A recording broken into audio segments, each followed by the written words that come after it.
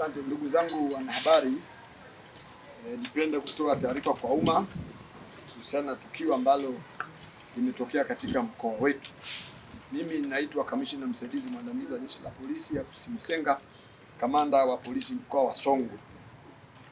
Jeshi la polisi mkoa wa Songwe linawatafuta watu waliohusika na tukio la kumshambulia na kumsababishia majeraha ambao baadaye alipelekea kifo cha Bwana Nicetas Dimoso mwenye umri wa miaka 43. Alikuwa ni mwalimu wa shule ya sekondari Galula na mkazi wa kijiji cha Galula, wilaya na mkoa wa Songwe. Tukio hili awali lilitokea Julai 26 majira ya saa 6 mchana katika eneo la shule hiyo ya sekondari Galula, ambapo Nicetas, mwalimu niliyemtaja hapo, Dimoso alijeruhiwa kwa kupigwa kichwani na sehemu nyingine za mwili na fimbo na watu wanaodaiwa kufika katika shule hiyo kwa lengo la kuchukua mifugo kwa nguvu, baada ya mifugo hiyo kuzuiwa na walinzi wa shule hiyo pamoja na scout, kutokana na mifugo hiyo kuingia katika eneo la shule kipindi cha kiangazi.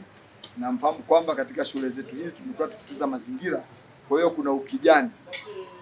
Baada ya tukio hilo, Nicetas Dimoso baada ya kushambuliwa alipelekwa na kupatiwa matibabu katika hospitali ya rufaa ya Mbeya, ambapo akiendelea na matibabu katika hospitali hiyo, ilipofika tarehe 28 yani jana 2026 majira ya saa 4 asubuhi, akiwa bado anaendelea kupatiwa matibabu, basi aliweza kufariki dunia.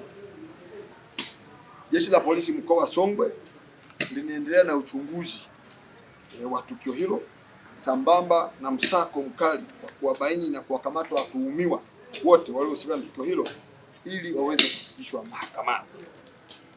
Jeshi la polisi mkoa wa Songwe linaendelea kutoa wito kwa wananchi kuacha kabisa tabia za kujichukulia sheria mkononi na badala yake kufuata taratibu za kisheria katika kutatua migogoro.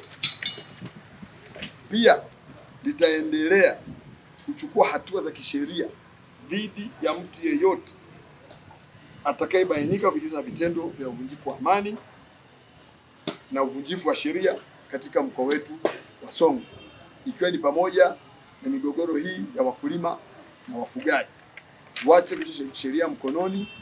Kujichukulia sheria mkononi ni sawa na makosa mengine yoyote.